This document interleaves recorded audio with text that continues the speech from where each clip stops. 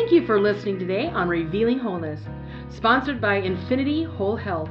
Check out our website at infinityWholeHealth.com, where we are revealing the eternal in each individual, the infinite in the individual. The creativity is made manifest. Limitation is let go. Now, here's your host, Dr. Troy Munson. Hello and welcome. I'm Dr. Troy Munson. And I love animals. I've got cats. I love them. I've had a dog. When he passed away, I can't get another one. I'm always amazed when somebody can just go right to another dog. But anyways, I love animals. Just love them. Even today, when I'm done doing podcasts today, I'm going to go adjust a horse. So, taking care of animals is something that I do a lot of. And what's fun is I'll have clients come in and they'll bring their dog in and I'll adjust the dog after hours, or I'll adjust the cat, or I'll do things, and invariably the questions come up, hey, my animal is suffering from this, or my cat is suffering from that, or my dog's suffering from that. And right now I just had a dog come in that had allergies, of all things. And I said, well, just like a human who has allergies, we're going to look at, they likely have an inflammatory diet. They're eating foods that are not good for them, and there's something in their food that they're probably allergic to. And so therefore it creates extra mucus. It's just tough on their entire system. So again, we work from the inside out. Now, those of you that listen to my podcasts are probably going to guess what I'm going to do for this animal's digestive system. Something very simple. It's apple cider vinegar. And what's fun is, and I tell my clients, I said, the coolest thing is that some of the earliest research on apple cider vinegar comes from cattle. And so cattle, horses, sheep, they would give these animals that were sick, that their noses are running, they're licking their noses, they can't hardly breathe, you can hear the rattle in their lungs, and they would start giving them raw apple cider vinegar on their food. They just put it in all their food.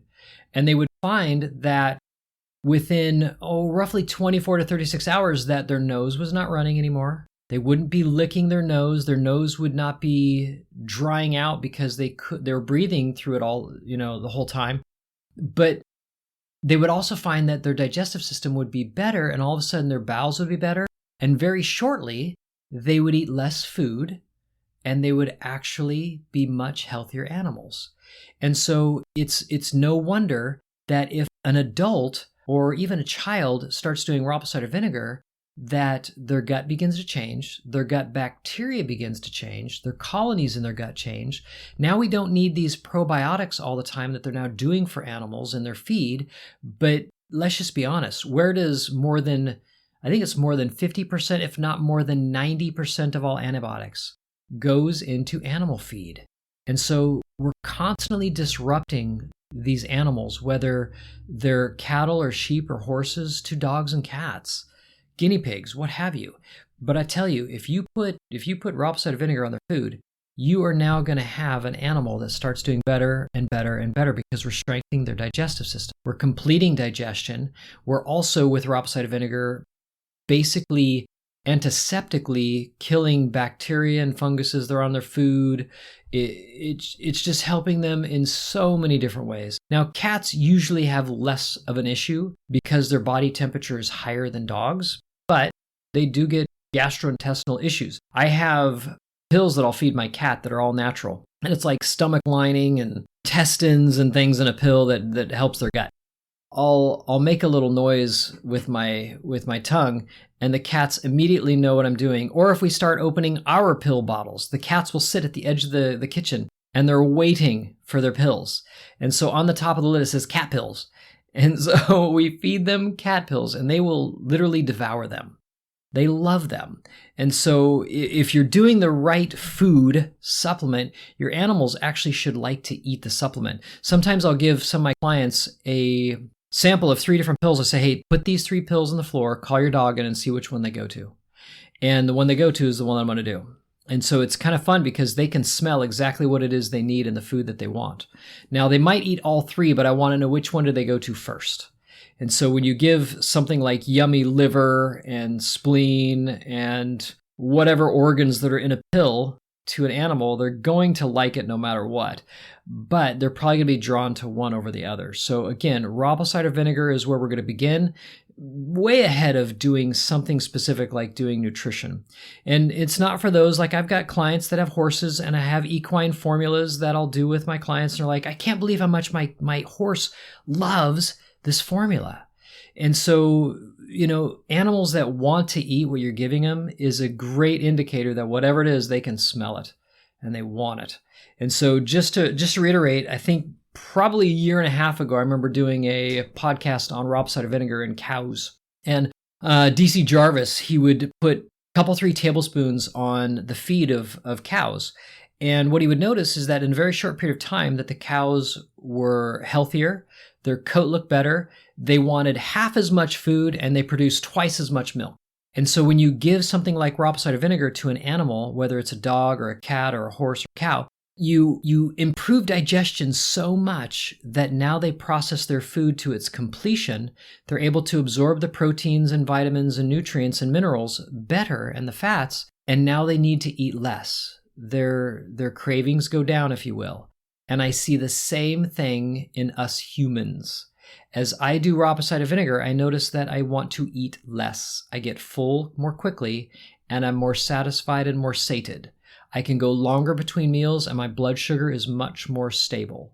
And with my other clients, they inevitably tell me, hey, I'm losing weight slowly. I feel like my appetite has totally changed. I have way more energy. I'm sleeping better. My joints don't hurt as much. So if you've got an animal with arthritis, I'm going to tell you raw apple cider vinegar first and foremost. And I'm probably going to recommend something for their ligaments, their joints. I have products that'll do that. You can open up right on their food. Those are easy things to do when it comes to joint health and well-being. Yes, you could probably do the things like boswellia. You could do, turmeric with your animals. But ultimately, I'm sure that animals don't go around thinking, hey, have you tried that turmeric plant? They just don't do that. They simply go and eat a bone. A raw bone, which has bone marrow and all of the cells of that bone that help them actually fix their joint problems. And yet most of our animals don't get this. I had a German Shepherd. He was just a beautiful dog. I loved him just so much. I got him from Boring, Oregon. He was a career change seeing eye dog. At 16 months, they totally gave him a physical, and his elbows were somewhat degenerative, so they wouldn't pair him with a blind person. And so I got him, and he was an amazing dog. I loved him, but his elbows did crack and pop when he got up. And I would give him a raw bone, and he would literally devour that bone in like an hour, like a knee joint. I was amazed how strong his jaws were, and he would go right through that, and he would lick in that bone to get that marrow. And I always knew when he did it because his poop would be white. I'm like, that's a little bit too much calcium for you there, dude. You need to slow down on the bone. But it helped him, and I would adjust him, and he lived to be about 13, 14 years old before I had to put him down when his back end went and his body was just shot, even though he's mentally there. It was the hardest day of my life practically. And so it's why it's like, I just can't do it again. I can't have another dog. It's so hard. But going through that with him and learning so much from him as well as my other clients with animals, they really respond quite fast. And so I hope this helps you. I hope that you try the raw apple cider vinegar with your animals on their food. A small dog, let's say you're going to use 1/4 teaspoon. It doesn't take much. Let's say you got a 50-pound animal. Okay, teaspoon or two on their food. If you feed them twice a day, great. Go ahead and do that. As humans, we do like 3 tablespoons a day because we eat 3 times a day typically. But just dividing it up and doing that is great for animals. Horses, they're big. You could do a couple, 3, 4 tablespoons on their feed. But you might start with 1. How do they do? How do they handle it? Are their bowels changing? What's their poop look like? Is it different? I mean, you're probably really close to your animal and you're going to look at their poop. You should make sure that it looks normal and that nothing's weird happening. But you're going to find that their whole bowel system changes over with a larger animal like that, especially if they're a vegetarian like a horse or a cow.